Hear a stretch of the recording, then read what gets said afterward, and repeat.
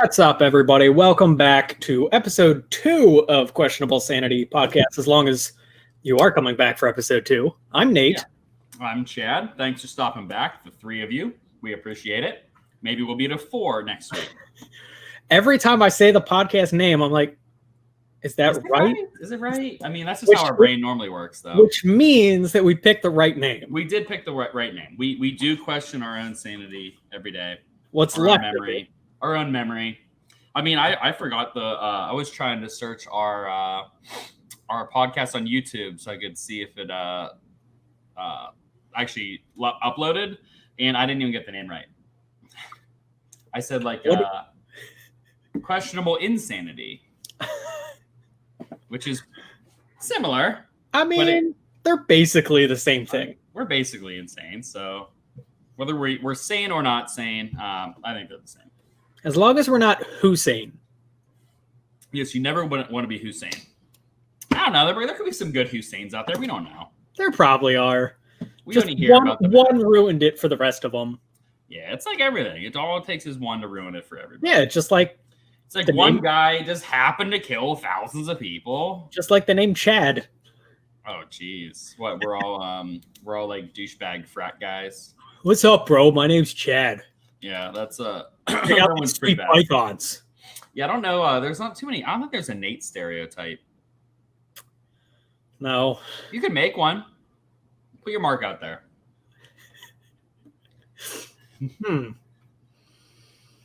Maybe don't. All right. Yeah, I was gonna say, I might get arrested for putting stuff out there. Yeah, probably. Who knows? Anyways, the NHL, since baseball, as we covered last time, is just a clusterfuck right now. The NHL... Who knows? It may not even continue that much longer. We don't know. Yeah. We are being saved, thankfully, by the NHL, who is just having a field day with their marketing right now. Mm-hmm. So the other night, they ran a clip thanking the fans for watching the game. And then they just panned down, and in the stadium, they had put actual fans in there. The National Hockey League thanks all of their fans for their support during the NHL return to play. Yeah, that's so good. And, they could only get 4 fans? Yeah, so, if you're not watching, Nate just rolled the clip. There's 4 just, standard, utility fans in seats. I think it's great. Whoever's running the NHL marketing department and social media, they understand what's going to get clicks right now. And the NBA has so much negativity behind it right now. So much. I mean, it's so split right now. And their viewership is the worst I think it's ever been. The NHL is doubling down on fun. And I think people are realizing that they should probably follow the NHL. Unfortunately, my Pens, we lost in 3. Kind of sucks. We got a 1 in 8 chance to get Alexis Lafreniere now, though, which would be awesome. But yeah, I mean, that's just so good. I know there's a couple other ones that you sent me. Yeah, there's this one talking about concessions during the games. A reminder that concession stands at your home are open all game and will remain open. And as usual, it's all you can eat. Woo! A reminder that concessions. Yeah, that guy. You can just hear how much fun he's having. I would love to be doing that. I want to know what the players think. Oh, most hockey players that I've met are so cool. I mean, I think that's something that they would think is awesome. I always said that I thought hockey, the player and the environment there is built for a bubble situation. Absolutely. Where these guys would think it's fun. You get to hang out with your boys. If you watch Letterkenny, I mean, I think that's how I picture it. It's what's up, Jonesy? They probably got roommates. Fuck you, Jonesy. Don't you give your balls a tug, you tit fucker? Yeah, that's pretty much what I picture. Those. I'm guessing, does each team have a floor of a hotel or something? I would imagine. Yeah, I'm sure each team just one giant bunk room. Yeah, I mean that I think they would have fun with that. The wave is strictly prohibited at tonight's game. Yeah, there's another one. And all these are up on the Jumbotrons at these games. Yeah, so the players obviously see them. And I just realized Oh, that's the Rogers Place, not the Rogers Center. I was going to say they're playing where the Blue Jays normally play, Oh, but they're different one. Rogers. And then the last one is At the conclusion of tonight's hockey game, please exit your couch safely. And we thank you for watching from home. Yeah, see, that's just so fun. Like, they know exactly what they have to do right now. yeah, I mean, but like it's if you look at it from a dollar standpoint, the NHL is definitely gaining fans. Yes, And absolutely. The NBA is hemorrhaging fans. If you looked at it, Major League Baseball's opener this is the first year that the opening game of baseball outviewed the basketball. And right now, I think the PGA Tour actually has the best viewership right now. There's more people watching golf than basketball right now. That's interesting. Yep. There's literally more people watching golf I think NBA was only having it was the worst ratings that they've had almost ever. And that's I mean, whether you agree or disagree with what their statement and stuff, it's just as the league, you have to know you're losing half your viewership minimum. Yeah. It's just I don't know. There's just people who just don't want to see it. I mean, I think it's good that they're letting the players talk and stuff because we all saw the NFL didn't let their players talk and they lost viewers that way. So you have to find a happy medium between the two. I mean, you're probably going to lose viewership each way. I mean, the country's just so split. Whatever you do, you're going to lose half the people. That's why I always take the approach of being right down the middle. Just don't favor anything just because you're going to alienate a lot of people. Whether you agree with them or not, it doesn't matter. At some point, you got to just see that the league can't survive on the current path. I mean, the NBA viewership, I think, has been going down for a while, but I thought it had gone up in recent years. I don't think domestically, though. No statistics to back that No, up. me either. I mean, we discussed this in episode 1. Anything that me and Nate say, if we're wrong, comment on the YouTube video and tell us what we're wrong about. We would love to know, and so we can research it and talk about it next episode. Or shoot us a DM on Instagram, Facebook, whatever. Or publicly shame us on YouTube. That works too. Yeah. But definitely, and if you do agree with something, feel free to comment as well and ask us questions and that kind of stuff. I mean, neither one is an expert, so we have your average guy opinions. Wait, you're not an expert? I am not an expert on, I don't know, on some things. Maybe. So why am I doing this with you? Oh, yeah, the paperwork's lost, but yeah, I have it. Okay. I'll fax those right over so you know my credentials. All right, I'm gonna need them dated. That might be a little tough. I don't know how to. It says a degree in journalism from Princeton. Yes, that's with an M. Princeton. Yes, I went to Princeton for 7 years. I got my associates. Yes. But yeah.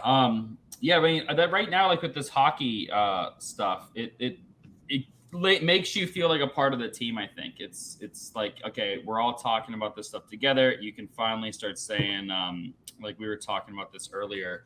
The fans that consistently say like, oh, we played really good last night, or versions of that. And you're like, dude, you don't play. Like, yeah, it's not a we situation. I didn't see you down there. Yeah, it's like you weren't on the field, and they say like us. You'll hear them. It's like, oh yeah, we were so strong last night. It's like, who's we? Like, who are you talking about in this scenario? It's like, oh, state. It's like, okay, you're not on the college football team. Why are you acting like you are? And I know, but as soon as they lose, those are the people that are so quick to say they. It's like, oh, they lost. It's like 2 hours ago, you were we. You were in the locker room 2 hours ago. Did they cut you? Are you the reason that they lost? Yeah. Or did you play bad? Is that what you were doing? That has always driven me crazy because most of the time it's guys that played in high school or maybe in college that cannot let go of their glory days. Mm-hmm. Yeah, I know me and you talked about it a couple weeks ago, I think. It's like the people who still go to like high school football games or a basketball game, they don't have a kid on the team. They don't have a niece or nephew. Like they're so far separated from this school, yet they like still support like the high school team. It's like, it's not like support at this point. It's kind of pedophile-ish. I mean, It's getting a little weird. it's a little too close. Like, you shouldn't be watching a bunch of 16, 17-year-old kids play sports if you're not related to them. Yeah, and especially, it's too much if they're wearing their high school Letterman jacket. Oh god. And yeah, we're not talking about like professional scouts and stuff here. We're talking about the average Joe who's like a mechanic, but he still goes to the Friday night football game. Yeah, and has no relatives, No. not even like a family friend playing. It's just he's there in the stand so he can turn to the parents next to him. I was out there in '87. And he's like, oh, Williams got an arm on him. Not when in my day, though. I could have threw it square over that mountain. They turn into Uncle Rico real quick. It's like, oh yeah, I was the best player on the team. It's like, dude, you probably weren't even on the team in the first place back in high school, and now you're Right. you're Let me acting see like, the team photo. Let's yeah, see. like show us your Oh! stats. You're the like- water boy. Yeah, like the thing is, like most people I know who played like really competitive high school sports, like they don't even remotely think about it. Like, why you stop holding on to this stuff? Yeah, like if you want to go back for the only time I'm okay with it, like you're going back and watching whatever high school, whatever. If you want to go back for homecoming, I'll give a little bit more leeway there. Yeah, I mean, I just find it so creepy, like an adult person being at like a children's sporting event if they are not even remotely invested in what's going on there as far as like family or I understand there's some coaches that aren't going to be related to anyone there, but like that's their career path. They're not just like a dude watching it. Yeah, It'd be and worse like if you found out like there's people who watch like practices and stuff too. It's like, oh, it was a good practice yesterday. It's like, where were you watching from? Oh, over in the woods with my binoculars. I was gonna say that there is an exception to that. If you ever seen the movie Radio, Yes. Yeah, radio. I think the very extreme circumstances, it's acceptable. yes, Like I said, you're a regular guy who even like has like a family and stuff, but still goes and watches it. It's just creepy to me. But then again, I don't know. Maybe that's there's enough of these guys that I don't know. Maybe it's a whole section of the population that it's just completely normal to them. I want to see. That's why I loved the old show Pros versus Joes. I vaguely remember that one. Is that like when a guy would like suit up in football pads and then have to like catch a pass? And They would have average guys who thought they were hot shit going up against professional athletes at their sports. One episode I remember, Herschel Walker fucking laid some guy out. as like a 50-year-old Herschel Walker, still, Yeah. probably. He was probably mid-50s at that point. Yeah, I just picture like some dude coming across the middle, catching a pass, and like Joey Porter just like shattering his spine or something. Well, it's like in is it Jackass 2 or 3 where Johnny Knoxville goes across the middle against Jared Allen? Yeah, it's I think it's 2 or it's one of those two. And I know us being in the comedy and stuff, Bert Kreischer used to have a show called Hurt Bert. And he did like professional bull riding. He like swam with sharks. But he did NHL hockey where NHL hockey players were checking him into the boards and stuff. But he did play football. He suited up and got absolutely massacred by NFL players. It's not like that's the thing. Like guys who say that they could like go like take a punch from like a professional boxer or something. Yeah. So you don't understand. Like even as a bigger guy, I'm like 240. If a lightweight, like 120-pound dude hit me, my neck might break. Like you're not training. Exactly. For that stuff. We're not talking body shots. No. Like take one right to the jaw. Your neck probably get a snap. I mean, there's just so much force behind that. But so many guys are morbidly obese and like, I could take those punches. Yeah, But, it's like all the guys, like whenever you're at like a Buffalo Wild Wings or something, and they're like, oh, fucking or whatever, drop that pass. It's like, dude, you wouldn't even have been able to run the route. Like it's You would be the fat guy from the remake of The Longest Yard. Somebody get me a Diet Coke. Yeah, pretty much. Yeah, you'd be laying there. You'd be like the Joey Diaz, like he's laying on his back. He's like, all I need is a can of corn. He's like, and I'm good. It's like, dude, you're 480 pounds. You cannot line up against professional athletes. Yes. But what you could do, which I know we've been seeing more and more of it, is all these obscure sports. Like you watch ESPN is literally televising cornhole. Like it is fantastic. There are some things that are just so out there, like cornhole. It is so much fun to just put it on and pretend like it's the fucking Super Bowl and your team is playing. But like, what's crazier is like we were saying, like how these guys, you couldn't play football, hockey, baseball. You could probably go pro in cornhole. Like if you literally just practice all day, you could probably get pretty damn good at cornhole. Look at the men's curling team from the last Winter Olympics. Yeah, they're all bigger guys, aren't they? Yeah. They all had mustaches. It looked like they were just Midwestern dads that were like, they're probably all from Minnesota or Wisconsin or something. Well, let's go, guys. I think I'm going to go try out some curling. But I mean, like, there's probably, I mean, I know some guys who are pretty good at cornhole. And they don't even, like, it's just fun. Like, if they actually, like, put 30, 40 hours a week into cornhole, like, that's one that for sure, I mean, I think a lot of people could go pro in. I am either lights out or can't hit the board. I have no in between. Now, does your drinking have anything to do with that? No. Are you better drunk or are you better sober? I don't know if I've ever played drunk. See, I'm better at cornhole whenever I'm a little bit tipsy. I'm better at beer pong when I'm a little bit tipsy. Or maybe you aren't, and maybe you're just having fun and you don't realize it. I would like to see beer pong on TV. I don't know if they could get away with it as far as like promoting alcoholism, but I would like to see like a some sort of beer Olympics on a professional level where it's all your favorite games. So like basically beer fest, but real. I mean, I would watch it even if they got rid of the alcohol. Yeah, I mean, it would be fun to watch. I mean, like I said, we're already seeing cornhole. Beer pong's not that much different than cornhole. One thing that I really, really want to see, and I also want to do, I want to set up outside. You know those huge, like thick plastic trash cans? Yes. Like the janitor ones from like a school. Yes. Use those and play pong with a basketball. Yeah, I mean, I actually have seen that. People do it on like a lower level. But I don't know that they don't sell like a set. You have to custom make those all the time. You have to just buy, what do you got to buy? You got to buy like 20 trash cans. Worth it. Yeah, 20 big trash cans. Those ones are like $50 a piece. That's $1,000 in trash cans. Worth it. And then like a volleyball or a basketball or something. I know where my next stimulus check is going.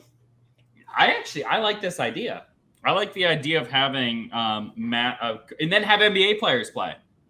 Have former NBA basketball players play gigantic beer pong, but instead of that, there could maybe be like some sort of something that they have to do if they lose or something instead of drink. Maybe kind of punishment. They have to. The trash can gets dumped out on them so that they have to play cold water or something. Yeah. So that way they have to play like wet, so they can't grip the ball as well. I like that. You get like a Gatorade shower, but it's just water. Yeah, you just fill the trash can halfway. Yeah, I think that works. I think we're onto something. Get all these ex-basketball players who want some money, and then you just put them in, like you build out like a field basically, and that's all you do. And you on the same field you can have like slip and slide or something after. Speaking of that. Of like NBA players, you know what would be perfect in a bubble right now? The big three. The And One mixtape tour.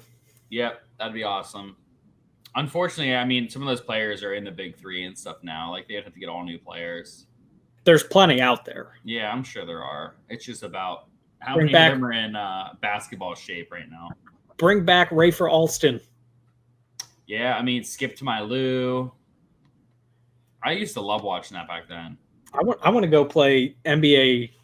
I miss Street right now. talking about obscure sports. I miss slam ball. You remember Yes. when slam ball was pro? Like, I mean, from a legal standpoint, I think there might have been some huge like insurance issues with it. Probably. Because I remember seeing some games where dudes would just like go up and like completely hit their face off the backboard in the rim. Oh yeah.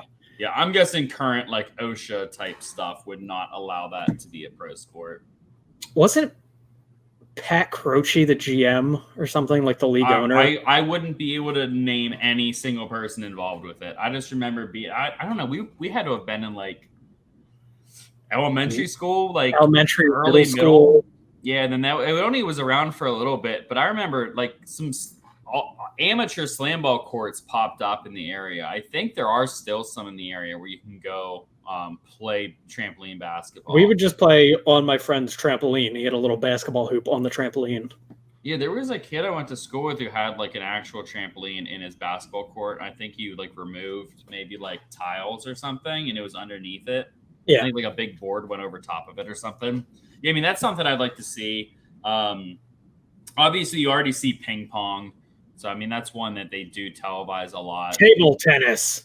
Yeah, I'd like to see like pickleball, like professional pickleball going on. That's more exciting to me than tennis. Badminton is intense. I know that they have professional spike ball leagues. I think spike ball is getting played on like a tournament scale. Yeah, spike ball is intense. Frolfing. I know some frisbee golf would be fun to watch live. But like these are the sports that like there's nothing really out there right now. Just like dedicate like in dodgeball where you have ESPN 8 The Ocho and you have all of your obscure sports. Why I don't know why they can't do something like that. I am all in for frisbee golf being televised as long as the commentators are like surfer bro dudes. Yeah, it has to be. You could even do like so random. Get like Matthew McConaughey to like announce frisbee golf or something. Like you got to get some people who would just be super interesting behind the mic. Get like get Bob Menery to announce all the obscure sports. He should have started his own network. Yeah. Bob Menery's Obscure Sports. You know who I think would make a good pairing for commentary? One being a straight man, the other one being crazy. Okay. Joe Buck Okay. and Rob Riggle. So Joe Buck's the crazy one. Rob Riggle is the normal one. Gotcha. Yeah, sure. Yeah, my disdain for Joe Buck continues. I love Joe Buck. I know you do. One of the few people. That man has the voice of an angel. I don't know. Bob Menery's voice is way better, but he just Kenny Albert is the worst though. Yeah, we could. Oh, how about we get oh man, why can't I think about it? Kenny Powers to announce like professional wiffle ball. He's in Kenny Powers' character. Like Kenny Powers and Ron Burgundy announce a wiffle ball game. That'd be good. Or, as much as I hate Chris Collinsworth, have him announce the frisbee golf, but don't tell him what anything is. Yeah, just like see what his brain does. Just see what he says. Him and like just like another brute type guy who just doesn't have two guys who have no idea what's going on. Chris Berman. Yep. Chris Berman would just go off. Yeah. And it would be a terrible shot. It's like it's not gone. It's in. Yeah. That would be a good one. I'm trying to think of some other ones that would be good for that. Like I said, we were talking about this. I think it was like a couple weeks ago. That game, younger boys would play it. Middle school age, you would line up across the room from each other. You'd put your back against the wall, and you would attempt to hit each other in the nuts with a racquetball of some nature. Yes. Racquetball, tennis ball. That'd be a fun professional sport to watch. Maybe with like darts, though. What about wall ball? Professional wall ball. But it's played in front of, and there's like cameras in the wall as well, so you get the multiple angles. Wall ball, and while you're at it, you could go off of that Foursquare, whatever. What would you call that game? Foursquare. Is it just Foursquare? Yeah, professional Foursquare. Make the squares a little bit bigger, obviously. So there is actually something now. They have Foursquare volleyball. How does that? So the net is, Okay. like regulation net, but it like crosses in the middle, and there's 4 squares. You can spike on anybody. You can spike on anybody, and you rotate so you can get to like king of the court. That's interesting. I I'd like to forget see what it's this called, played. but it's very fun. I'd like to see this. It sounds like to me though, the tallest person or the person with the most hops could just slam it on everybody. Absolutely. Yeah. We were playing at my aunt and uncle's house, and my cousins and I, we just continually lose to my cousin who is 6'4". Yeah, I mean, it's just there's a big. You'd have to do like different levels. Like, okay, these guys are all of like the same ability and stuff. But it sounds Or like to just me like, what was that? Fighting has weight classes. Yeah, Have height class. classes. Yeah, I mean, then you got a guy who's like 6'4" who has like a 12-inch vertical, and a guy who's 6'4" who has like a 3-foot vertical. So either way, I mean, that could be very lopsided, I think, because it's so height. Whereas a regular Foursquare, it's all about like spin action and like no look hits and stuff. Well, you could still no look and spike it into the one like next to you instead of True. in front of you. Yeah, I guess you could do that. But yeah, I think we need to get on this obscure sports chain and try to get something going. I don't know what we can There's do. definitely one I'm forgetting. I mean, if professional darts gets on TV and like pool, you gotta get something more exciting. I want to see more Ultimate Frisbee on TV Yeah, Ultimate's good for that. and Can Jam. Yeah, see, I've never played Can Jam. I've seen it at like parties and stuff. Never If played it. Cornhole is on TV, Can Jam can be on TV. In like Spikeball, I think Spikeball might be on TV somewhere. I think it's getting there. Yeah, I mean Spikeball is pretty intense. I don't know. Did you see the video where the woman it bounced up and hit off her lady parts and hit back off of the what do they call? What do they even call? Like, is this like a trampoline or It's net? It's a net. So it hit back off there and they won. Someone spiked it like crazy, hit off of her and back off, and then they won. It's a valid Yeah. strategy. Yeah, you got the old what can we call that? I don't know. Basically off her little lady boner and won the game. So Oh, it was the lady boner. it was off of her lady boner. Yeah. Oh, What do you think it okay. was off of? The Tits? tits. No, it was off her lady boner. Okay. Yeah, it smashed her, and that her face even got a little crazy. I think it hurt her, but they won, so she got the game-winning point, right? That's all that matters. The FUPA Fireback. Yeah, I mean this current conversation is the reason why it's great that social media was not around when we were kids. That is a huge Yeah. positive in our lives. Not just us personally, everyone between the ages of like 26 to 30, most of your childhood, you didn't really have like And Facebook older. you didn't really get Facebook until what, like high school? When did I Facebook got my start? Facebook Like, when I was 16. yeah, I think I was probably 10th grade for Facebook. So that was really the first thing that I got. So Yeah, it the was in- first 16 years of my life, I think I had no social media, which was huge. Yeah. I mean, the shit that I did back then and said would have. Same- Oh, the shit we said would get us fired from jobs left and right. Well, I mean, and like that's like at what point? I mean, we see this happening now. At what point are they going to be like holding things that kids say when they're like 13 and 14 Yeah. against them? Like, I know I said some pretty horrifying, dumb stuff whenever I was like, I don't know, 12, 13 years old, where you're not thinking. And if that was like on like Twitter or something, and you start to go get a job, it's like, well, back in 2005, I was like, what you meant when I was 13? Yeah, you said this, and we're going to hold it to you the rest of your life. exactly. It's like, and even if you delete your stuff, Oh, it's still there. it's still there. It's archived. I mean, that's like the big thing with why I've never gotten like a Snapchat and stuff, because even though those videos go away, there's You still just don't want to be some- tempted to see my dick pics. Oh, That's yeah. why you haven't gotten the Snapchat. Yeah, that's why. Yeah, no Snapchat or TikTok for me. Yeah, And no honestly, TikTok for me. and I don't have a personal Instagram. I don't have a personal Twitter. And I really don't post on Facebook. So I'm not a huge social media guy outside of business.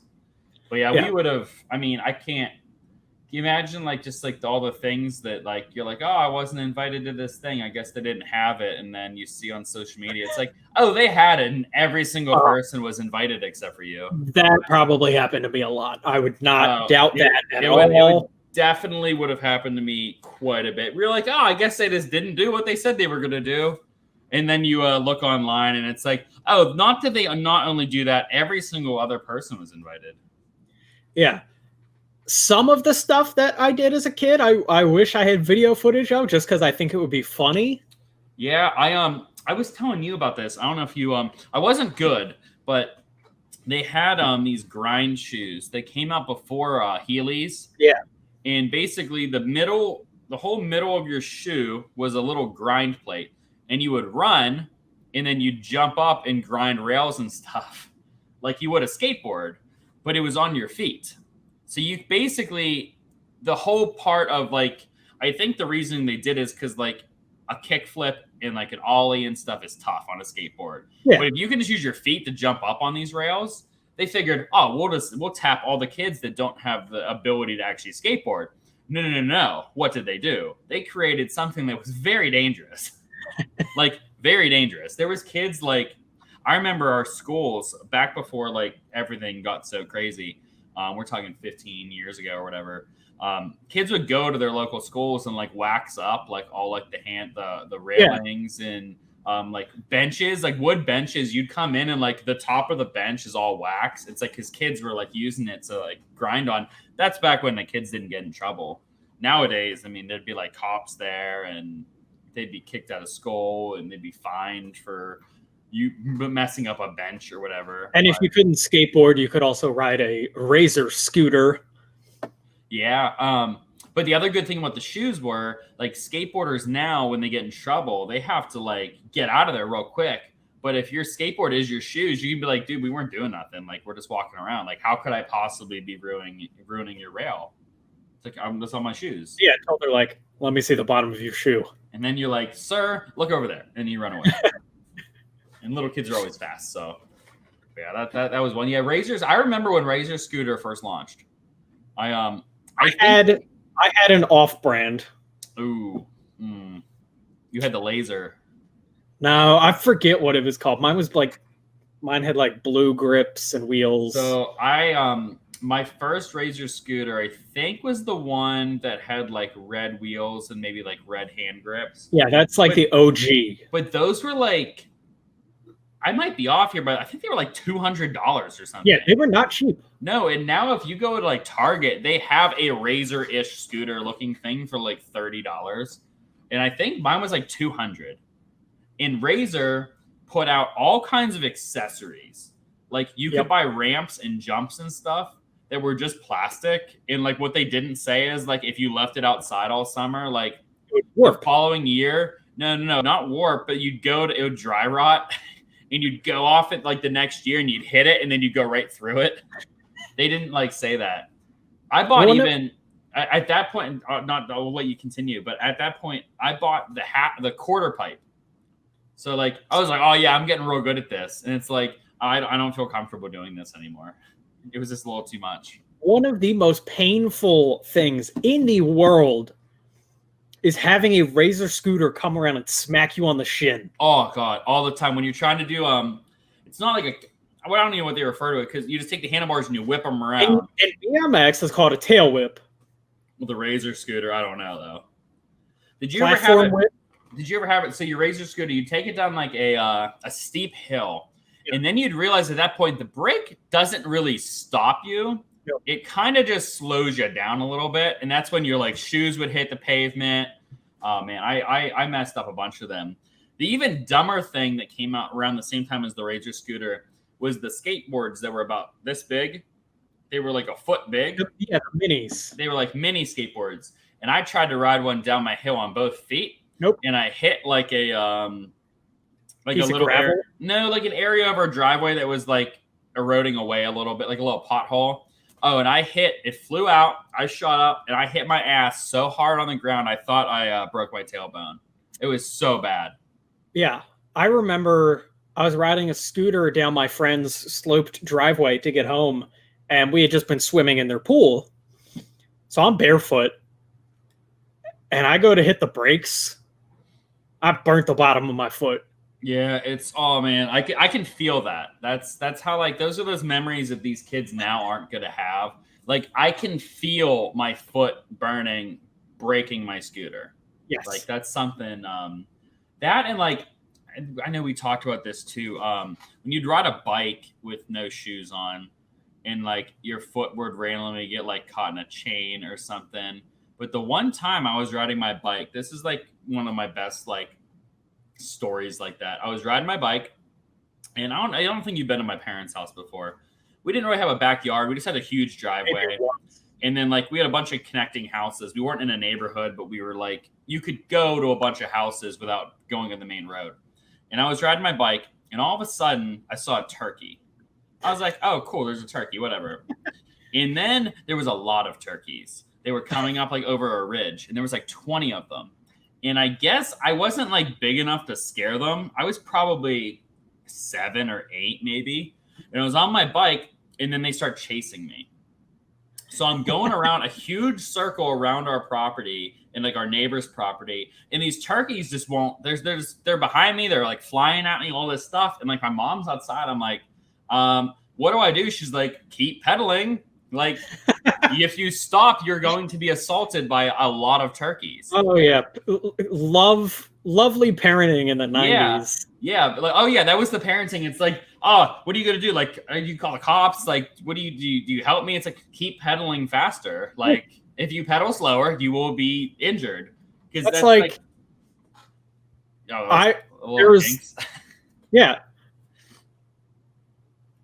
No, you can continue. But there was one time I was learning to ride my bike without training wheels.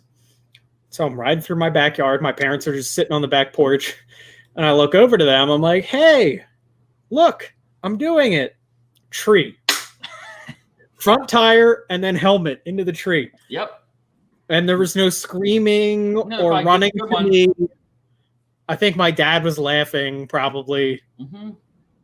Yeah, parenting in the 90s was, I mean, I'm sure our parents would deny all this, but I remember waking up, probably watching like some Saturday morning cartoons, maybe eating like an Eggo waffle, and being out of the house by like 8:30. And I wasn't back inside until 9 or 10 at night. You'd either be going off playing wiffle ball, you'd be riding your bikes. I know we had like a creek behind our house, so we'd always be down there like catching like crawfish and like fishing. And meanwhile, like the body of water is like so small, we thought we were going to catch like these massive fish, and it was like you'd catch like 2 or 3 inch little bluegills or something. But like that's pretty much all we did. It was like the only time I really played video games would be like in the morning before school or something. I didn't really like play them too much whenever I was little. Did you ever do luging on skateboards? Oh, absolutely. Yes, absolutely. Oh yeah. How many times did you run over your fingers or your friend's fingers? Well, okay. So in the same category as that, I wouldn't say it was that bad. What was the worst are those stupid fucking 1x1 foot things with 4 wheels in gym class. Oh God, yes. You played like carpet ball or something with those. I don't remember what that. Yeah. I think you'd put you would play. There was like a giant ball. It was just like giant soccer, but your ass had to stay on this. You would scooter on the floor, and your fingers got so fucked up by those goddamn things. I wish I could go. They probably don't use them anymore, so it's not a big deal. If they still use them, I would love to go to the school and say, like, here's all of my money. Make it so those kids never play that again. But like, so like they were worried. So like they were worried, like back at our elementary school where we would have played with those, we weren't allowed to play like regular like deck hockey. Like they would never let you use like an orange deck hockey ball. Yeah. You had to use this little like puff ball where it was like literally like it looked like carpet material, but it was like a little puff ball the size of a softball. That's what you had to use to play hockey. Oh, we used the deck balls, and they were old and very hard. Very hard. Yeah. I was the best goalie in my gym class until I took a slap shot to the nuts. And you're like, I'm not doing this anymore. Yeah, no, I was like, nope, somebody else. But no, like back to that, like, so they would protect you playing hockey, but like they're gonna let everyone break all of their fingers. Like that made no sense to me. I think it was in either 5th or 6th grade for me. My school district banned dodgeball. Yeah, we had dodgeball banned at so I played it all through elementary school. It wasn't the rubber ball though, it was the foam ones. Yes, the foam ones. gator ball or gator balls? Something like that. They were like all different colors and they'd be foam and you could squeeze. Yeah. Some of them were like roll like deflated.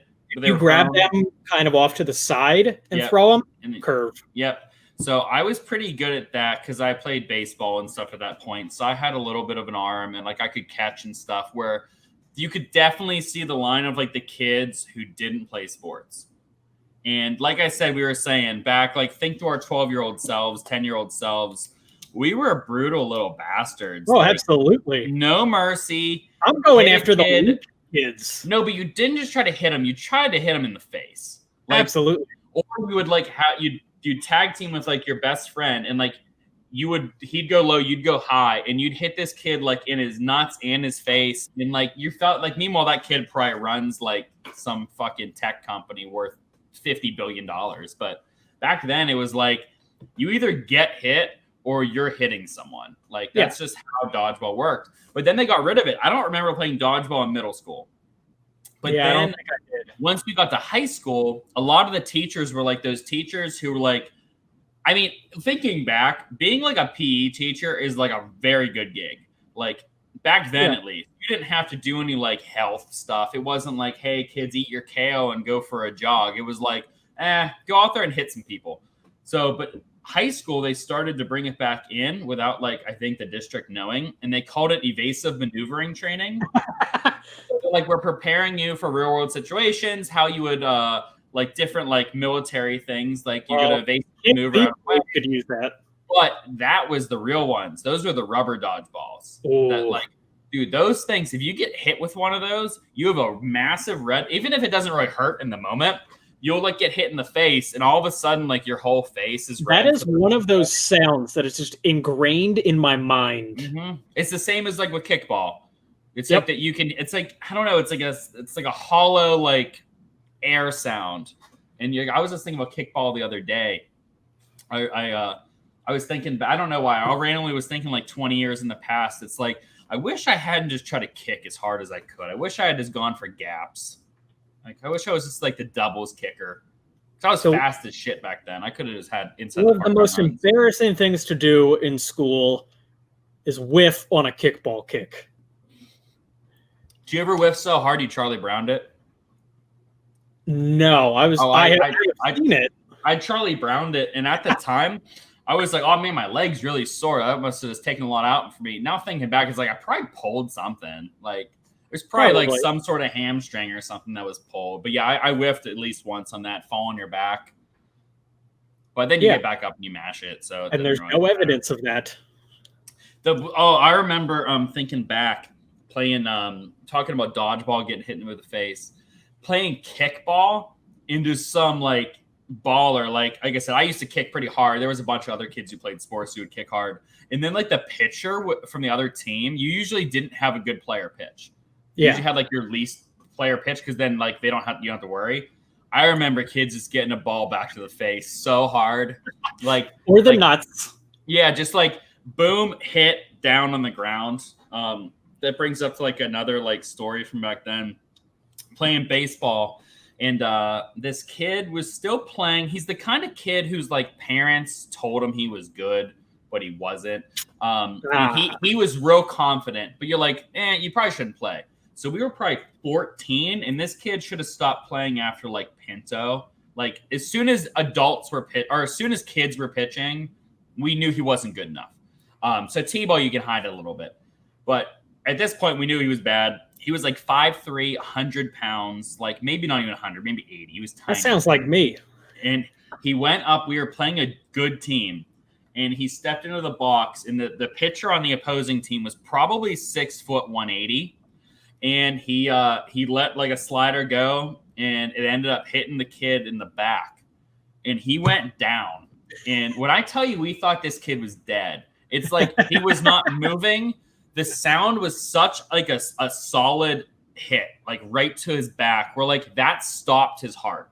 We're like, he's dead. Turned out he didn't die, but I don't think he played again after that. So maybe it was the wake up call he needed.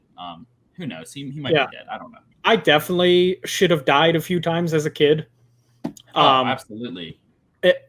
The two that come to mind, there was one, we were hanging out at my friend's pool, and we were like, hey, let's be Houdini. So I handcuffed myself to the bottom of the ladder in their pool and like see if I could get out from behind my back. I could not. Thankfully, the handcuffs were cheap and broke. So you're gonna. Nobody jumped in after me. Like after I like started struggling. Yeah, that's a bad one. That's not pretty good. Bad. So yeah. So speaking of handcuffs, I have a pretty good handcuff story. So my mom told my sister one day, she's like, "You have to go play with your brother. I have things to do." Once again, I mean, it's crazy thinking a 5 and an 8-year-old can just wander outside for hours on end by themselves. It would never That's so happen. 90s. That is so 90s. So anyway, so my sister agrees, but she obviously has some little devious ulterior motives, and she handcuffs me to a tree in the woods. So that's what older sisters are for. Yeah, so like my parents' property, like it's mostly woods. It's not we didn't have a backyard growing up. It was pretty much all concrete, then woods. So we played in the woods a lot. So anyway, my sister was playing with the neighbor who was through the other end of the woods that day. So they handcuffed me to the woods. I don't know how much time went by. We're guessing 2 or 3 hours. And the only reason I was found, my mom went on to the back porch. I don't know if she was like smoking a cigarette or just getting outside. And she heard very faint singing from the woods. And she could just hear like she could hear a little boy's voice in the woods just singing. So she goes down there and she's like, I mean, obviously this is not verbatim. She was probably like, "So buddy, what are you doing down here?" We're playing a game, and my job, my role is to be handcuffed to this tree. And my mom's like, "Oh baby, they're not coming back for you. They ditched you. Like they're not coming back." It's like, no. She said she'll be right back. She's like, "You guys left the house a couple hours ago. Like she's not coming back." What were you singing? I don't know. I'll have to ask. My mom what I was singing. I mean, I couldn't have known many songs, right? I was probably just like humming or like doing like Ring Around the Rosie or something, or making up like songs like, "Oh, there's a squirrel" or something, like singing whatever. So then their punishment, my sister and my neighbor, was they had to play with me the entire next day in my mom's like supervision. They had your to play punishment is to play with your brother. Yes, your punishment is to play with your brother and not handcuff him to a tree, which who knows? Like, I don't know how long it could have gone on for. Because like I said, it was early in the day. Like as soon as the day was starting, that's when she handcuffed me because she knew she was going to the neighbor's house to go do stuff. So she's like, "We don't want you here. We're going to leave you in the woods and handcuff you." Have I told you the story about how I electrocuted myself when I was a kid? I don't believe so, but then again, my memory's shit, so maybe. That's true. So back to school night. I'm in first grade. I think I'm like 7 years old. So my sister's 11. Mm-hmm. Back to school night rolls around. My parents are out, and our at that point like 65-year-old neighbor was watching us. She might have even been 70 at that point. And earlier in the day, one of the neighborhood kids was over to hang out with my sister and I. He was her age. And in my room, I had like one of those tiny little pool tables. Do you remember those? Like the tabletop ones? Or it was like a 6-in-1 like air hockey. Oh, okay. So like foosball pool table. Okay. Yeah. And one of my lamps was just randomly sitting on it, and there was no light bulb in it. Lamp was unplugged, whatever. Mm-hmm. So the neighborhood kid, he was being all daring, and like he put a plastic keychain around his thumb and was like putting it in the empty light bulb socket. I was like, "Oh, that's so badass." So later that night, I go to get ready for bed. babysitter and my sister are downstairs. So I see the lamp. I'm like, okay. First thing that goes wrong. Someone had plugged in the lamp. In the time frame when he was doing it and you were doing it. Yeah, it was many hours. Okay. Second thing that went wrong, I grabbed an all metal keychain. It was C3PO. Sweet. Good choice. So, put it around my thumb. Dip it in for half a second. Zzz. Mm-hmm. All the lights in the house flickered. There were burn marks on my pool table from where the sparks came out. I screamed. Oh, it gets better. So, first off, my thumb immediately is pitch black. 3rd-degree burns. So, I'm screaming, and downstairs, the neighbor says, "Oh, I'm going to go check on Nate." And my loving older sister says, "Oh, he probably just screamed because he's afraid of the dark." Mm-hmm. But then I started screaming from the top of the stairs, and they came up to see. So, put my hand in cold water, all that. The neighbor tried scrubbing it off with soap at first. Oh, God. Which pissed off my sister because it was some of her homemade soap that she had gotten for Christmas and made herself. Oh, jeez. So then my parents come home. I'm sitting with my thumb just in a bowl of ice water, and we're playing some random board game. And I was out of school for a day or two. Like I said, we had to go to the doctor. They were like, "You have 3rd-degree burns." They explained to me the significance of, if I had something else in my left hand and that had completed the circuit, that's going right across my heart. Yeah, that's how much did you pay for the footage of that? Oh, I don't even know. And if I said I can get you footage of that for $500, would you buy it? Absolutely. Yeah, okay, I hope so. But I get back to school, and at that point, I'm still very timid, shy Nate. And I get back to school. First day back, my 1st grade teacher, fuck you, Mrs. Wood, uses me as an example in front of the class about how you are not supposed to play with electricity. Fuck you, Mrs. Wood. Fuck you, Mrs. Wood. Hopefully you got electrocuted. So, yeah, that's probably another reason why my brain is fucking scrambled. I definitely electrocuted myself at least once. More so probably just plugging something into a socket or something. Yeah, and accidentally grabbing the metal part as you're. And it's real quick usually. Yeah. I did. Okay, so modern kids won't know this. Once again, it's more of a 90s luxury. Back when Wendy's used to wrap their stuff in actual foil. I already know where this is going. Yeah, so I definitely put a Wendy's burger in the microwave, not understanding that foil or metal cannot go in there. And yeah, that thing caught on fire within 5 seconds, I think, 5 or 6 seconds. Yeah, the new kids, they don't know that luxury. Lighting your house on fire, warming up a junior bacon cheeseburger. And back then, they were probably 79 cents too. Nowadays, they're $2. So yeah. It really was the height of luxury. And you mentioning it catching on fire reminded me of another story. There was one time my sister was up in her room doing homework. I was probably 10, 11 at the time. And my mom had food out on the grill for dinner. Okay. We go out at one point. The side of the house was on fire. The hose on the grill, the hose on the grill had ruptured and just started spraying flaming hot propane on the side of the house. That's fucking crazy. So my mom got out there with a fire extinguisher, sprayed near the propane tank, turned it off, and then got everything else. And then a little bit later, my sister comes downstairs wondering where dinner is. She had no idea that the side of the house was on fire. I'm freaking out. Was your parents' house siding?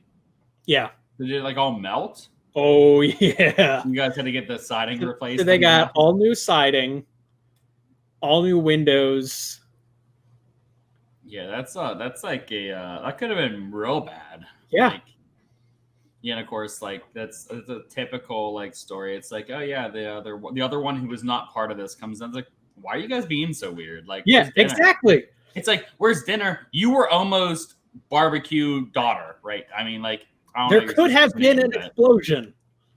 yeah, that would have been. I'm surprised it didn't. Honestly, surprised it wasn't just like a miniature bomb going off on like the side of your house. I don't know. That does sound like that reminds me of the one time, which we'll get off our weird story binge after this. But I have one more. okay, whenever I was little, so we used to have like a railroad tie fence like in our front yard where it's like the two pieces into like the middle of like the poles. So like a standard looking fence. And there was a guy who was driving, doing about 80 or 90 on our road. He hit like right before, like 3 doors down from us is like a little bit of a dip. So he hit that dip and he lost control. And by the time he got to our house, he was like way out of control. Took out the whole fence, and then the car literally crashed into the front of our house. Solid. Shrubs and all, right in the front of the house, right by the front door. And my bedroom was right above the front door. I didn't even wake up. There was ambulances there, fire trucks, cops. Like they destroyed our whole fence, our whole front yard. They took out trees and crashed into our physical house. Like they had to do like actual like mortar work and stuff on our house. And I'm 10 feet upstairs, didn't even remotely wake up. At this time, though, you got to remember, I was a very, very deep sleeper. At one point, I had a bunk bed. And obviously your bunk bed is like the top one is usually a little bit shallower than the bottom one. Those kind that aren't completely vertical. It's like probably like a full-size mattress and then with a single mattress above it. Yeah. And I rolled off of the top one, hit the one below me, went up into the air, and then hit on the floor. Also didn't wake up. My mom had to come in there because she heard a thud and I was on the ground. Which, once again, 90s parenting, she left me on the ground. She's like, he's fine. We'll just leave him there. Did she know you started in the top bunk? Oh, yeah, she knew. Like I said, my concussion issues started way long ago. Well, I probably had my longest stretch of not having a concussion I haven't had a concussion for like 5 years, I think, 5 or 6 years. So I'm having a pretty good stretch. Yeah, that's pretty good. Yeah, most of my 20s, I'm concussion free. Like I said earlier, my older sisters are always so loving and caring. She felt bad one time for hurting me. Once. Must be nice. Well, so when it would rain, we would go out into my backyard and just hit golf balls around. I had a little hole in my backyard. You have a little hole in your backyard? Nice. I'm sure the guys wearing their Letterman jackets at high school are gonna really take advantage of that one there. Oh, so you got a backyard hole. Backyard hole. Mm-hmm. I could hear the words leaving my mouth, and I couldn't. That's not all that left your mouth that night. I could not pull them back. Anyways, so we would just go out in the rain, like raincoats and everything, and just hit the ball around. It was fun. Mm-hmm. And I'm probably like 8 or 9 at this point. So I'm standing there. I'm getting ready to hit the ball. Next thing I know, something hits me. And I'm like, so I put my hand up to my mouth where it hit me, just to the side. I pull my hand away. Literally, not even kidding, covered in blood. I was like, and this was wiffle ball or real golf balls? Real golf balls. Oh, smart. What had happened was my sister yelled at me a few times to get out of the way. I didn't hear her. So she went and hit the ball anyways. Mm-hmm. And it just hit me there. So my mom was probably terrified because I'm slamming on the back door, blood everywhere, screaming. Once again, your mom probably locked you guys outside. 90s parenting. Like, Well, they're outside. we went out the garage entrance, Mhm. which was the front, and the closest entrance to where we were was the back door, the slider. Mhm. So I'm banging on the door, just blood everywhere. I ended up having to get stitches outside and inside. What had happened was the ball hit my cheek and it pushed my cheek into my teeth, Uh-huh. and my teeth just ripped a hole Yep. in the side of my mouth. That's how it happens. But, so, how you can get back at your sister? She has 2 young ones. I'm not hitting the children with golf No, you teach them to swear. You teach them the C word or something, and then you're like, Uncle Nate taught me this word. Oh, And then when she says, it's like, you shouldn't hit me with that damn golf ball. Get your revenge 20 years later. That's always my plan. Play the long game. No, she would actually kill me now this time. Especially if it was the C word. That's a big no-no in my family. Test the limits. I'm here for you.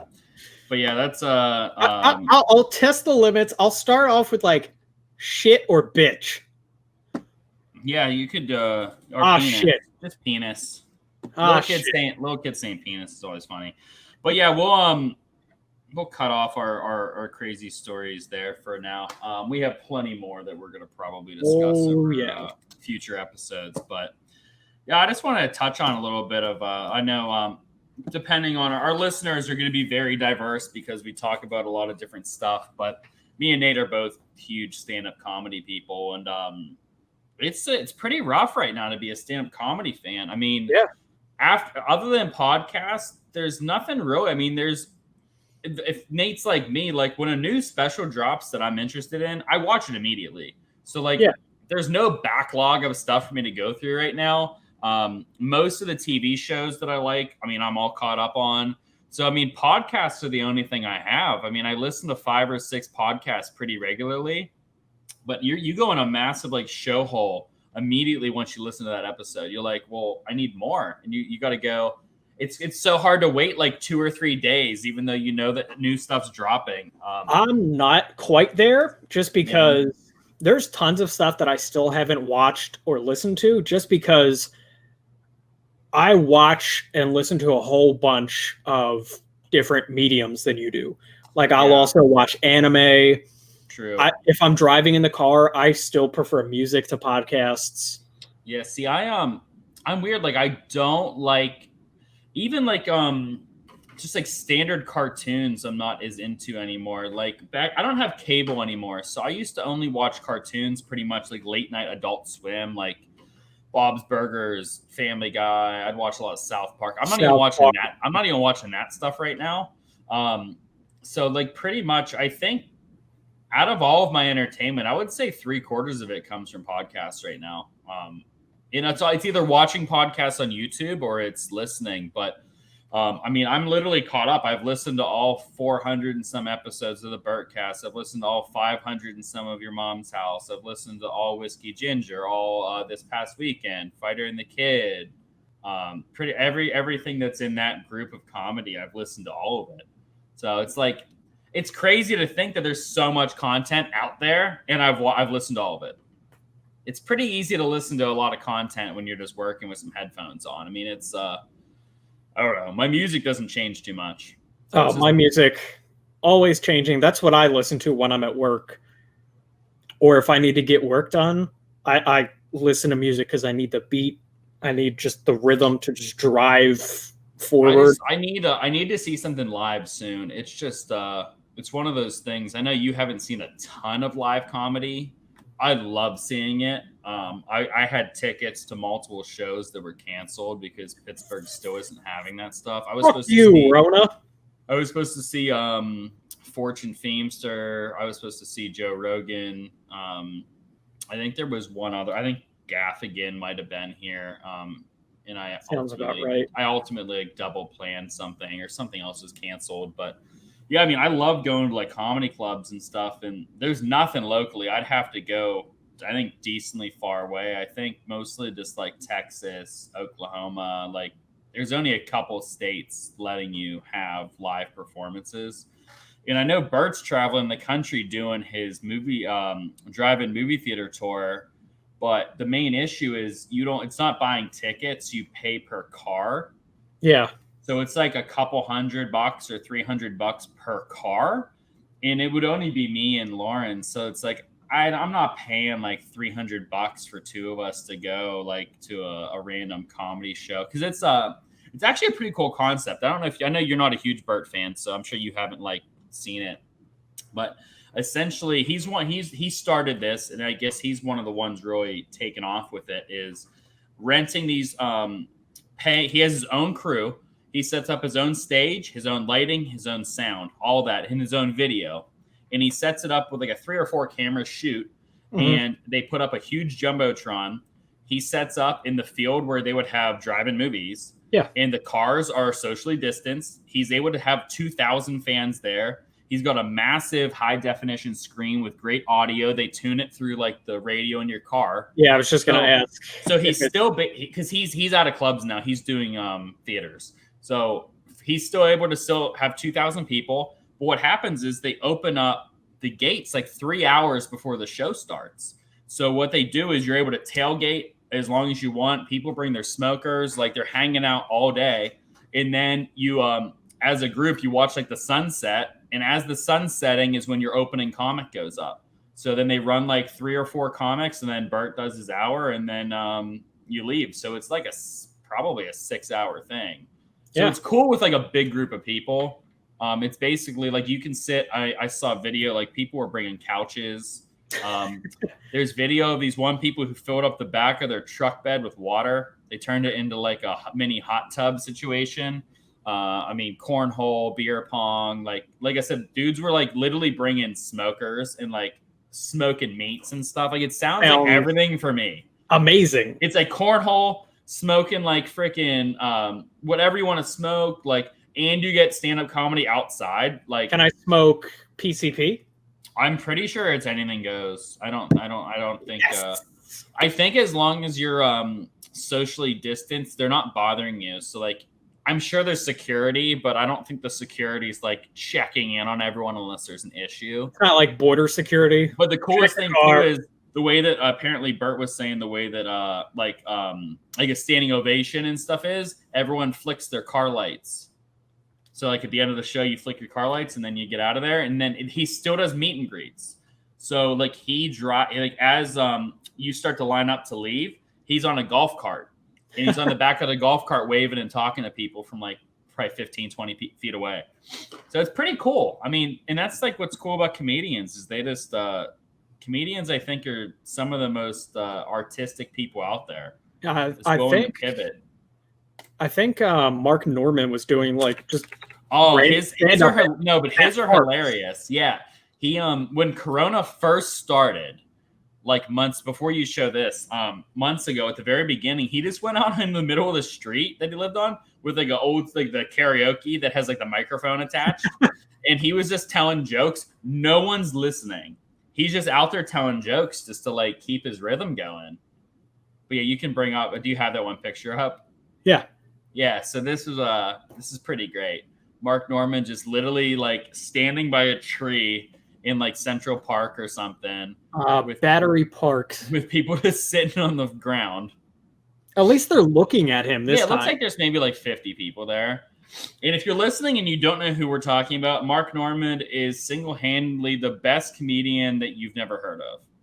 He's going to explode. The main issue with Mark Norman is he's a very lighthearted comedian, but he tells some very dark stuff. Oh, absolutely. So he tells some pretty dark stuff that I think would turn a lot of people off. But I know me and Nate were talking about it before. His if you are a true stand-up fan, not like, oh, I like Kevin Hart. No, like real stand-up. He tells like a joke every 15, 20 seconds. And he has a special on YouTube, Out to Lunch. And it's close to 60 minutes. I think it's like 50 minutes. I think or it's so. around there. But it's like literally his joke per minute rate is like 3 or 4 jokes per minute. It's insane. I mean, And they're good. yeah, if he got better at storytelling, he could drag out material for. I mean, he could get 4 specials out of the same amount of content he had in his last special. But yeah, Mark Norman's legit. He's got a good podcast, Tuesdays with Stories. He's with Joe List. I don't know if you know Joe List or not, Nate. No. He also has a YouTube special. But yeah, I think I'm hoping that more comedians maybe take advantage of these drive-thrus and then even film their own specials. Like, yeah, I think comedians are starting to realize that they don't need to worry about Netflix or HBO or Cinemax or whatever. I mean, it costs a lot of money, but I'm guessing like 20, 30 grand, maybe a little bit more to like produce a special. Probably. Produce it on your own and just put it out for free. Put it out on YouTube for free. And the amount of people you're going to gain to your podcast or your merch or whatever. I mean, Mark Norman's probably going to sell more merch or something than he would have actually made off of like selling his special. And then the main thing I'd do that if I was actually in that field is they can't edit you. Like, if it's your special, you cut it to what you want and you post it. If it's Netflix paying for it, they're going to tell you if there's something in there they don't want you talking about. And that's why, like, I think a lot of comedians have had issues with that, where like the final cut based on like HBO or whatever, they can cut stuff out or rearrange your jokes in editing, which I wouldn't be cool with for sure. No, not at all. And some of them are real bad because you'll see comedians do like 2 or 3 tapings and then they'll cut it down to 1 for the special. And I think it was Nate Bargatze had one. It was before his Netflix specials. I think it was like Showtime or Cinemax. And Okay. he did 2 films and his hairstyle was different. So like he had hair that was like coming down like the side like that in the one, and then it wasn't there for the next one. But like the way they edited the special, there was parts from each throughout the whole thing. That's not great. And I know you like TJ Miller too. TJ Miller always does a bit with water where he squirts water all over his face. But he filmed multiple times too, and the water stains were clearly different in them. So like, but you see, it's like the same jokes and stuff, but like based on the editing, like it got better laughs in the one versus the other. So when they cut it down, it's like, oh wait, but he's not even wet yet in this one, and like, but now he is. So that's the only problem with like those extreme bits, I think. That's that Michael Bay continuity. Oh yeah, there's some really bad ones with film editing, aren't there? Like where they say they're in like New York, but like the Chicago skylines in the back. Yeah, I think that's a Michael Bay one. Maybe is it Transformers? Probably. They say they're like in Asia or something. But I think it's the one with the dinosaurs. I think there's a scene in that one where they're in Asia or something, but then in the background you can clearly see like there's like the Chicago skyline or something. And you're like, oh man. And that's just like the first one with Mark Wahlberg. I will never forget this. The first Transformers that they did with Mark Wahlberg. So that also had TJ Miller. Yes. So the FBI or whoever is on their way out to Mark Wahlberg's farm, and they're passing through town, which is like right next to the farm, basically. Yeah. The shot where they're crossing through town, broad daylight, like noon. And then it's dusk or whatever. And then they get to the farm, which is right next to the town. It's dusk. Mm-hmm. Yeah, see, that's why like I could never work in that industry, because they just want to like get it done and they just have to like finish it that day, where it's like, okay, well, if you're not going to get that shot, do a different shot that you could have it be dusk, and then just refilm the other one during the day. Like that's but you got to remember you can absolutely CGI the sky to be a little bit darker. But you know as well as I do, the vast majority of people who absorb content don't really pay attention to the technical aspects of it. Yes. Like I know we both watched Umbrella Academy season 2, and me and you probably had completely different feelings about certain things just based on how we saw it through our eyes. You see things on a very technical standpoint, Yes. whereas I might just be listening to the words more than watching on certain things. So I think I'm interested to hear your thoughts on some stuff about that. Which, by the way, guys, from here on out, if you intend on watching Umbrella Academy Season 2 and you do not want any spoilers, I would stop watching. Or listening. Yes, definitely cut it off if you do not want spoilers for Umbrella Academy Season 2. Yes. Okay, Nate. So everybody dies.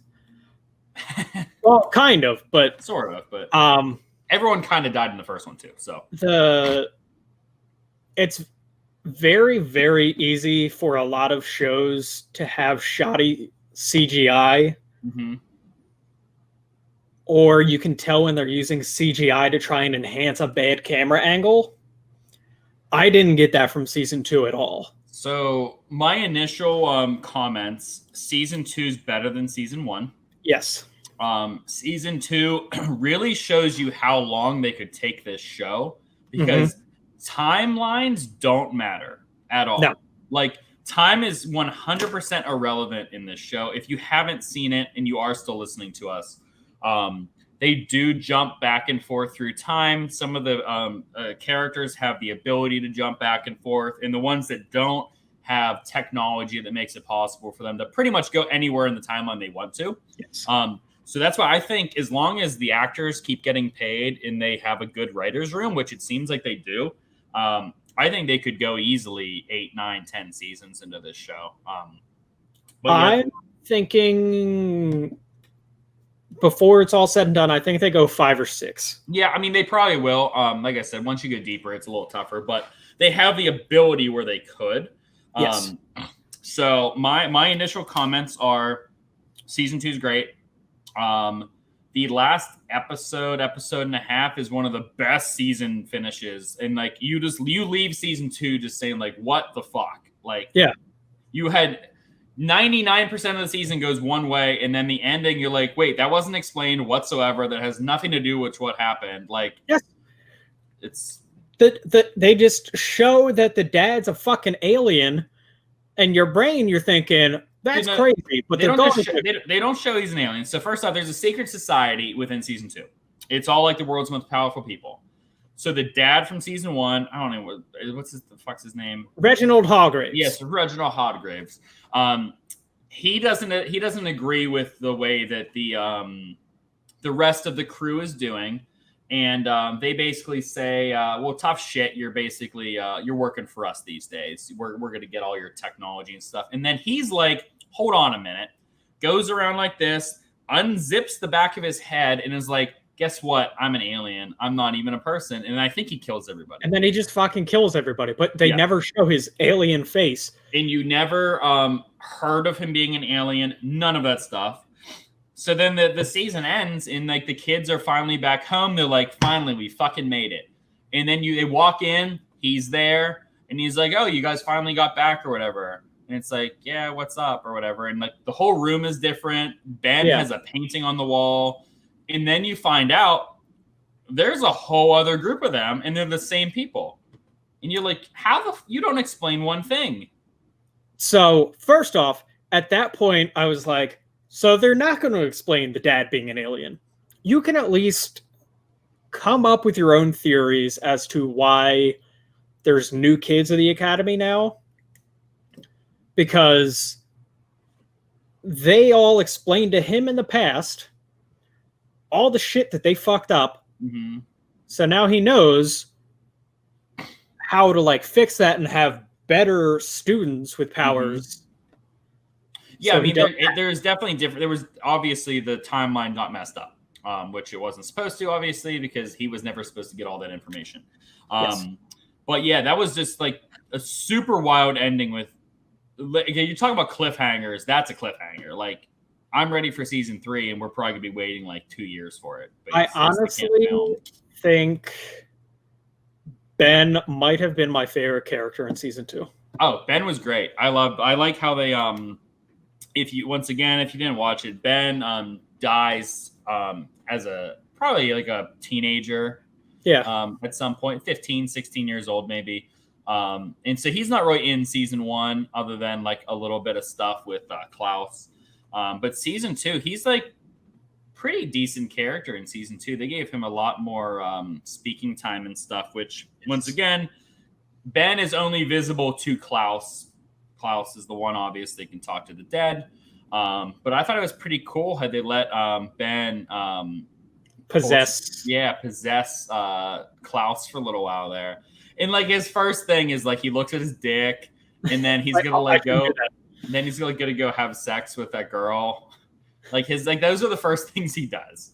Because in his mind he's still like a 15 or a 16-year-old or whatever. So well, along the way to go have sex with the girl, he is just enjoying the scenery and being able. Yeah, he's smelling flowers and like touching the grass and stuff. So yeah, the Ben aspect is pretty good. I will say, once again, I have said this numerous times with people I talk the show with. I don't want Ellen Page in the show anymore. Me either. She is so bad. I'm not saying her acting is bad. I just think she's not a likable character. I know that she's in there to kind of be the heel. Like that's kind of her deal, is she is like the one that people just like don't trust and stuff. But yeah, and we could be completely wrong. I've never read the graphic novels. Nope, never. But with Vanya, if she's supposed to be a character that you hate, keep Ellen Page there. Yes. Ellen Page is I'm sorry, Ellen Page, if you're listening. If you are, subscribe to the YouTube page. But she's very unlikable. And I think she's almost just playing like what I envision her being, just like very bland and boring. And she does go lesbian this season, which I called that very early.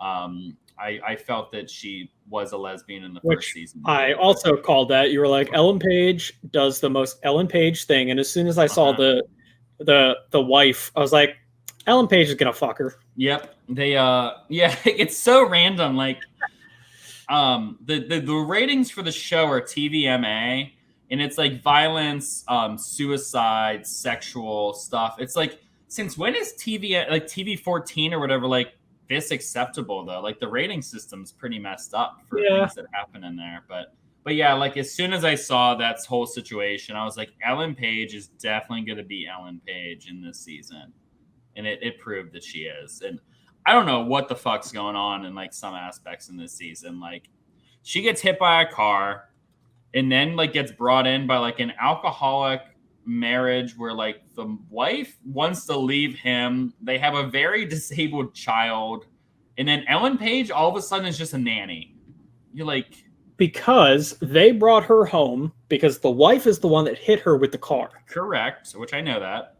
So they brought her in out of pity until she. I know, it's just the whole family dynamic there is just like off the walls. Like the husband is like a degenerate. The wife wants to leave the husband and is like hoarding money.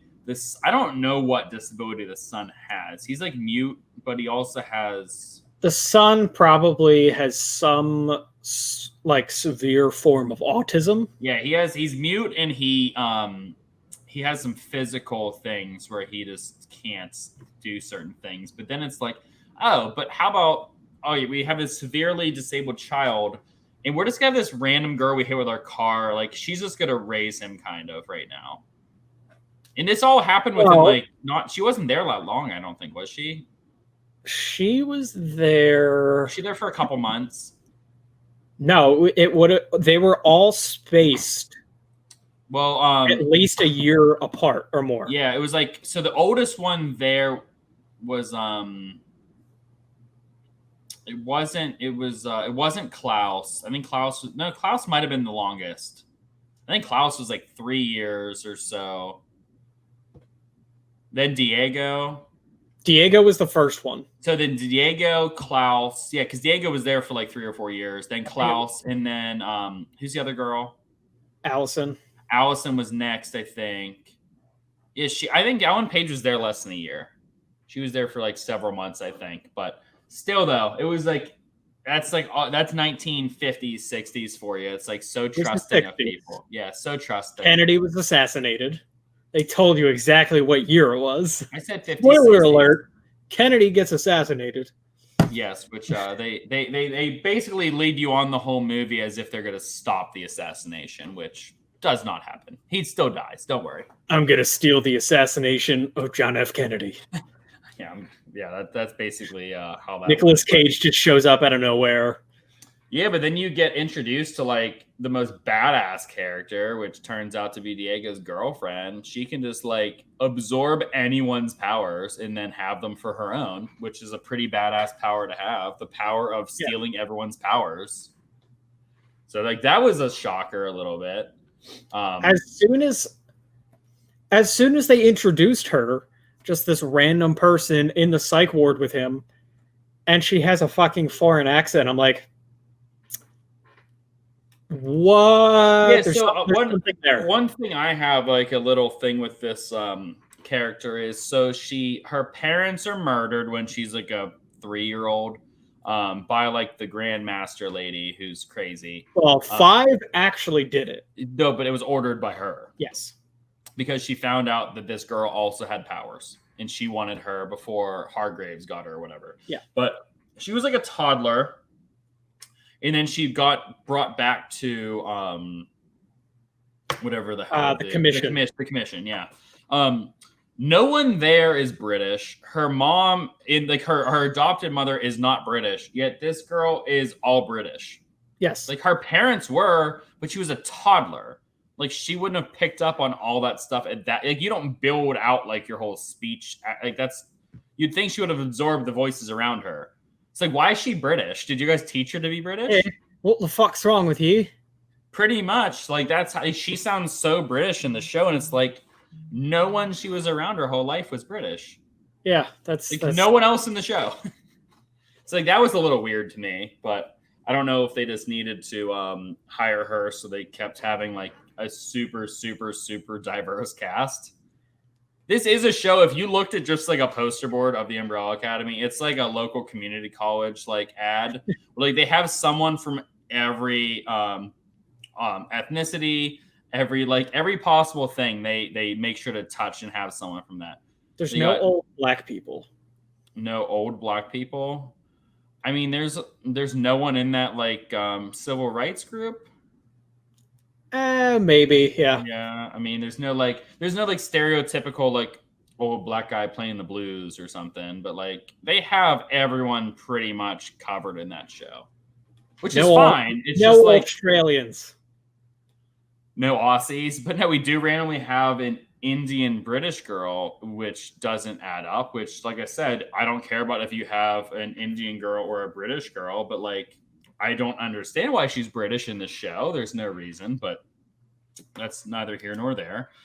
You learn that 5 meets 5, which was pretty interesting. And 5 is a dick.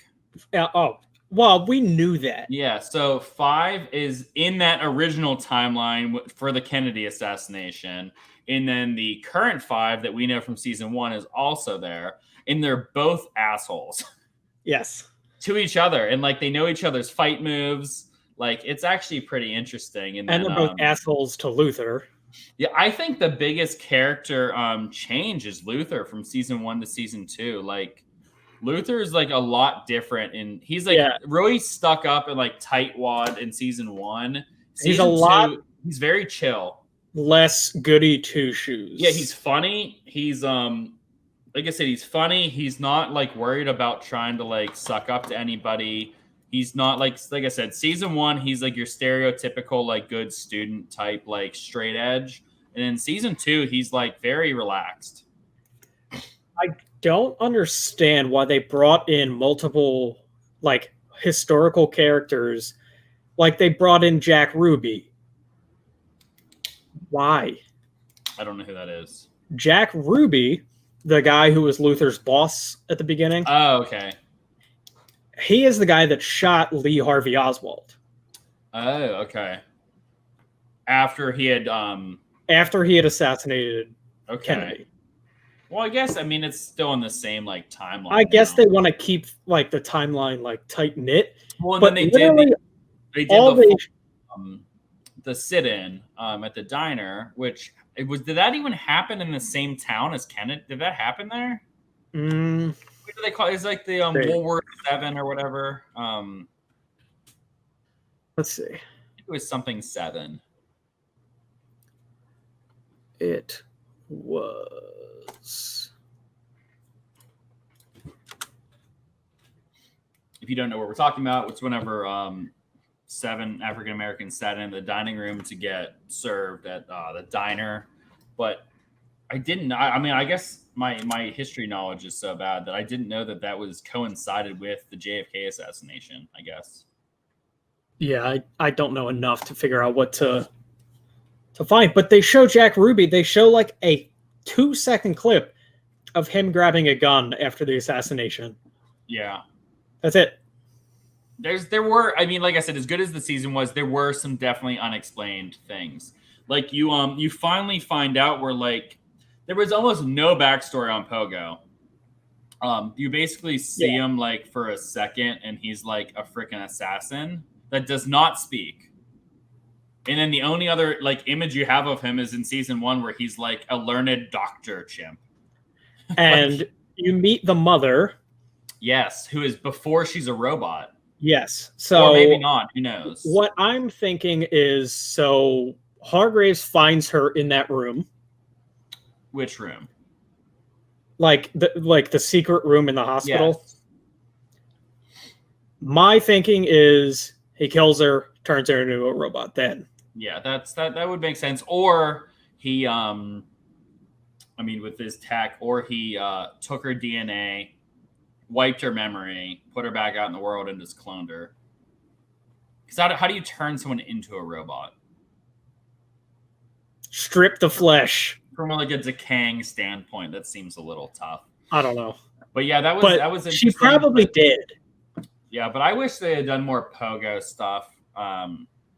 Like that you find like Hargraves like home base, and he's there for like 1 second, and then he stabs Diego, and then they never return to there. I guess that site is just compromised, and they just never go back. Yeah, but that was a little odd. I would have liked a little more backstory on stuff like that, which I think that's why they could build out this show a while. When they could do multiple episodes, I mean, they could do a full season just on Hargraves. Yeah. Like they could do a full thing. And now I need to know, like, why is an alien's ideal person that they're going to be like a super like put together whippersnapper, like so eccentric, like monocle, cane, hat. You have that. We need to know what happened to Pogo after Hargraves injected him with that serum. Mm-hmm. Like, we need to know how the mom turns into a robot. There's so much stuff that they really left out that I mean, now you have is it Vanessa? Is that her name? No. Who's the girl? Not Vanya. Allison. I don't know why her name was Vanessa. But like, so like her husband in that season just knows all this stuff now. It's like, who's to say he didn't like alter the timeline? Yeah. He like knows too much. I don't know. That just wasn't. I think there's a lot of things that are going to need to be explained going forward, but overall, it was pretty fantastic. I think I watched it in like 3 sittings. I think like 3 or 4 episodes every time. I think it was 2 sittings for me. Yeah, it's really good. But now once again in that show hole, like I'm gonna want that to come back, and I mean they probably haven't even started filming season 3. I can suggest a Netflix show for you that I've suggested many times, but you just refuse because it's not your thing. Altered Carbon. I've tried 4 times now. I just don't like it. Have you tried starting on season 2? Wouldn't that be a little? You could. They do a recap at the beginning. Yeah, I mean, I know I want more Ozark. I can't wait till Ozark comes back. I mean, I think that's the best show on Netflix. And I stopped watching Shameless. Season 10 of Shameless is on there, but I'm so done with that show. I stopped watching a couple seasons ago. Fuck Debbie. Yeah, and it's not just her; it's her, and then Fiona had like all those contract disputes, and I was like, "You're a dick." Yep. Like, there was that time where she's like, "I won't keep working until I'm paid the same as William H. Macy." It's like, it's the same as William H. Macy. Like, he's one of the best like actors over the last few decades, and he plays like one of the most iconic characters ever. Why would you expect to get paid the same as him? Like the show can live without Fiona. Yeah. The show does not work without Frank. No. Like Frank has to be there. And again, Debbie in the show is probably up there in just my most hated fictional characters list. Oh, it's way up there. Like Debbie ruined a lot of episodes for me. Debbie This is is up horrible. there with Ed Norton in Rounders. Yeah, Edward Norton in Rounders is really bad. Weasel. There's a I hated what was the one girl from The Walking Dead who had a sister who like Dale took under his wing. Oh, She was just so annoying most of the time. yeah, I forget. I know who you're talking about. Yeah, which you used to hate Merle too, and then you pivot though. You hate Merle and then you love Merle. It's like they could do that. You can be a shitty character and flip the switch. Yeah. But no, yeah, Edward Norton in Rounders is a piece of garbage. That's I know that's Probably top 3, top 5 favorite movies of all time for me. Yeah, I mean, I know that's where you probably discovered Malkovich. No, I had known Malkovich before then. Think about Matt Damon's like Matt catalog. Damon. In that like very short period of time, he knocks out Rounders, Good Will Hunting. He did there's another movie right in that couple year period with him. I'll look it up. You don't hear about Matt Damon too much these days. Well, Matt yeah, Damon. because he does movies like We Bought a Zoo. Yeah, Matt Damon doesn't do shit. Matt Damon. He did some weird. He did that like Elysium movie. That movie sucked. Fun fact, do you know who was supposed to be the lead role for that, but For he didn't what? want to do it? For For what? Elysium. Channing Tatum. No. Eminem. Yeah, I understand why that never happened. Has almost no acting experience and probably would never want to do. If he's going to do a movie, he's not going to do one that he thinks is going to be a shitty movie. The only worst movie with a similar kind of concept. Do you remember Juniper Ascending? It was with Channing Tatum and Mila Kunis. Yes. It was probably goes down as one of the worst movies ever made. All right, so over the course of a few years, you have 97 Good Will Hunting, 98 Rounders, and Saving Private Ryan. Oh yeah, pretty decent. 99, you have Dogma. Oh, and then the other movies start coming up. The 2001, you have Ocean's 11. yeah, he just hit a run. Let's see. The Ocean's Born 12. Identity, 2002. Dude, Matt Damon in a 10-year gap, 97 to 07. That run was just insane. Jesus Christ, it's Jason Bourne. Seriously though, the only one person who's more impressive than him for sure. Keanu Reeves is like the most impressive actor of all time. He's had 3 trilogies. And John Wick is actually going to go. They've confirmed movie 4 and 5. Yes. 4 and 5 are going to be shot back to back. Yes. And it's going to be like a 2-part movie. And they're also still talking about like a prequel show whenever he's in the mob. And he's actually a hitman. But yeah, Keanu Reeves, he's got Bill and Ted trilogy, Matrix trilogy, and now John Wick. Plus with a bunch of stuff in between. Yeah, I really can't think of any actors that like haven't really done just like dog shit just to do it. What do you mean? Like Samuel L. Jackson, great actor. Yeah, He's he does also anything. does anything. Well, same with like Nicolas Cage. Like the last movie Nick Cage did that people really watched was probably like National Treasures 2 or something. Like Yeah. he does all these low budget movies where they're like, "Hey Nick, we'll pay you $15 million, and then we're going to spend $1 million on the rest of the production. You in?" He's like, "Yeah, I'll do it." All right, in no particular order, what are the 3 top Nick Cage movies? Raising Arizona. What's the one where he drinks himself to death?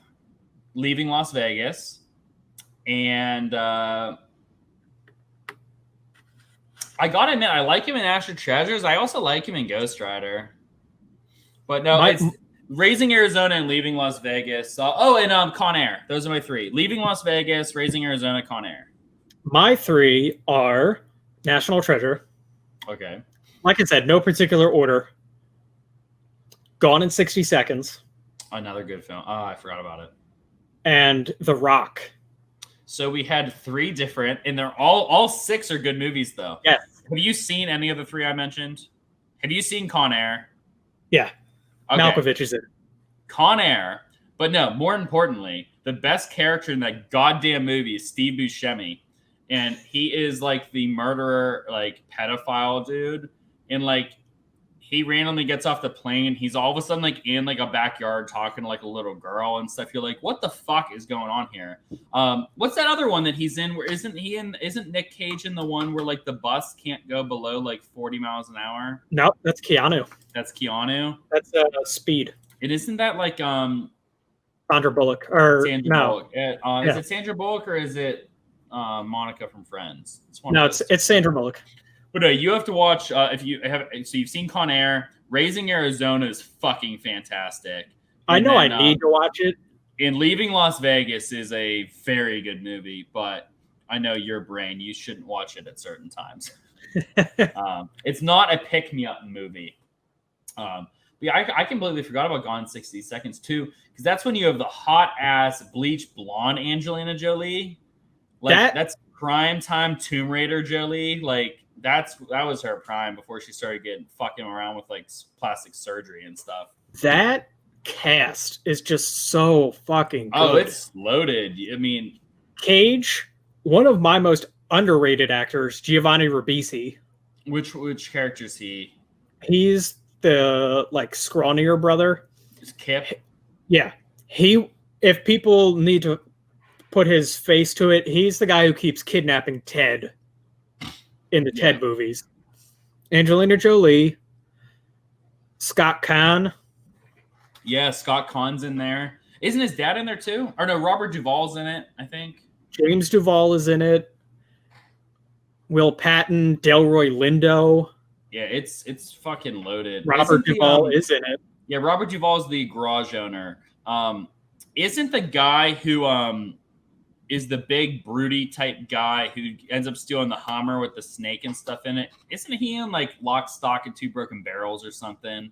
I think he's a British dude. Oh, yeah, you're talking about Vinnie Jones. Yeah, I think he's in like Lock, Stock or something like Yes. that. Vinnie Jones is in Lock, Stock, and Two Smoking Barrels. Isn't Fun fact. Isn't a rapper in it? Isn't like Tyrese or is it DMX? Someone's in No. it. I thought there was a rapper in Gone in 60 Seconds.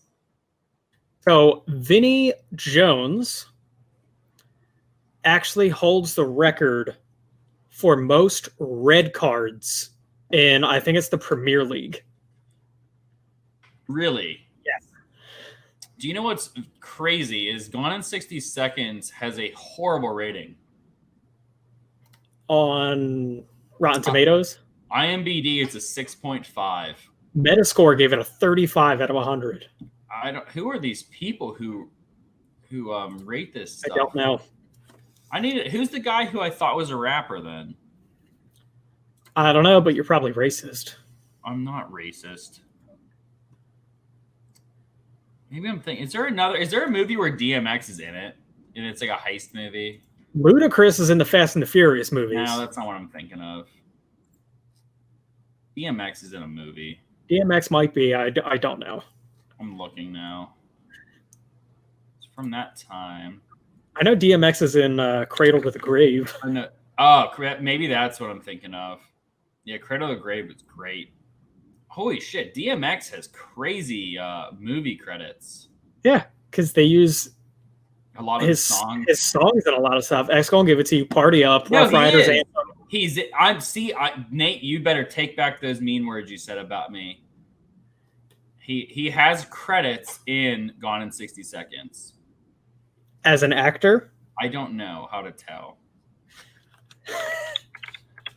It just says Gone in 60 Seconds. Maybe that's what I'm thinking of. Gone in 60 Seconds, he is credited as the performer for Party Up. Yeah, well, So just his music. we'll just say he's in it, so I can feel better about myself. He's But- in it in spirit. But maybe that's what I was thinking about. Was Cradle to the Grave. Cradle to the Grave is fantastic. If you haven't seen it, and there's a lot of DMX music in the movie as well. Yes. We're rambling at this point, so I think we'll cut ourselves off. We're done. Me and Nate. This is what this podcast is about. We our brains, if they were studied, are very, very interesting. To us. Or most people would say we're crazy. So, all right. Well, thanks for watching, guys. And if you can, subscribe to the YouTube page. Once again, comment with stuff you'd be interested in us talking about and rambling on about. Yeah, talk to us. We will be up on Spotify. They just have a 5-episode minimum now, apparently. We are on Apple Podcasts, Podbean, and YouTube. Yep. So thanks again, guys. Peace and blessings.